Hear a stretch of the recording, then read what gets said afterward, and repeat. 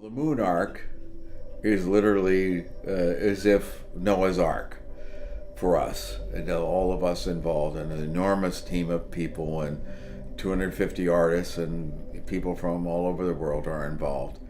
And it's this idea that we are sending an arc of life, a certain view of, a very positive view of life on Earth, to the moon as a gesture of gift to the moon, where there's this lifelessness. So here's you, moon, who produces all this life, and we want you to know in return, all the life that you generate. And that's the whole biggest part of what we're trying to do with all the artists and all the arts from Carnegie Mellon and from the world in general.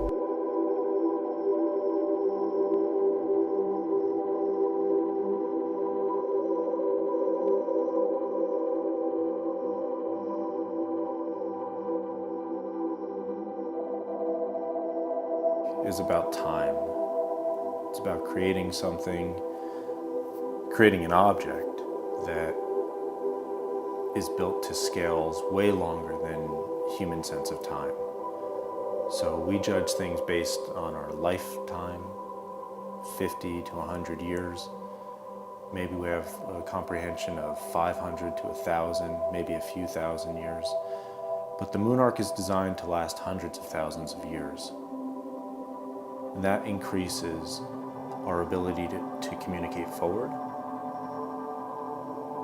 It challenges us with the materials and the processes that we use today to try to create something that can endure. And it puts us in a more reflective state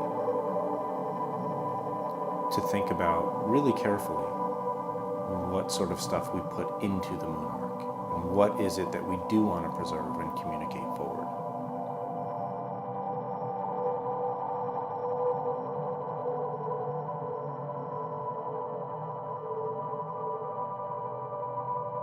We have a lot of selections that we've made, but still it's about these very fundamental positive capacities of human beings to be able to commune and to communicate and to cooperate.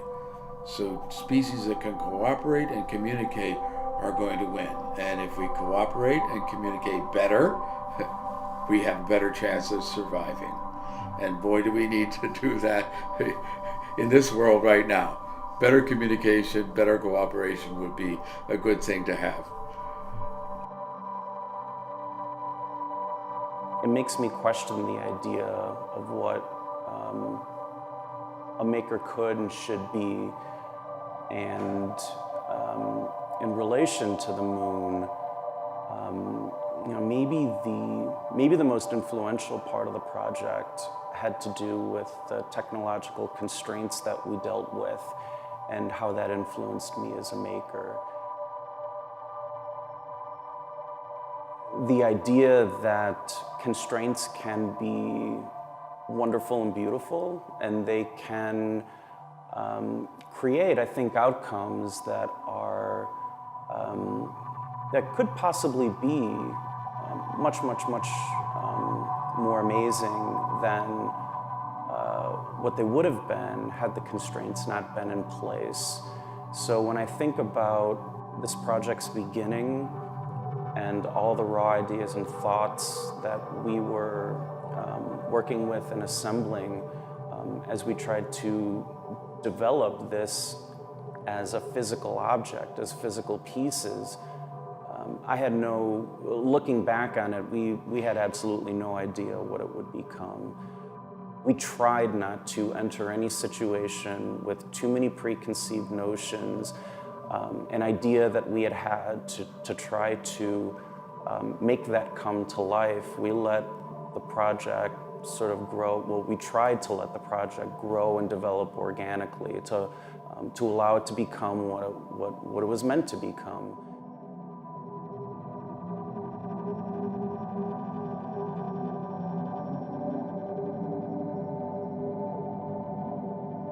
There is the poetics on how it got where it got, and all the things that had to happen, all the things that had to go right in order for that to happen.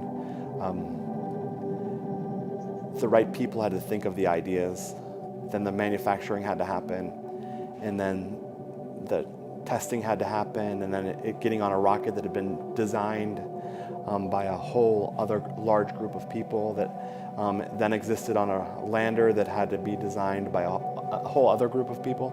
So there's just so many levels of touch points to this one thing, this one experience, this one thing. The lander landing on the moon and having this is a house, the MoonArk being housed in the lander that lands on the moon, and all the things that had to go right for that to actually happen.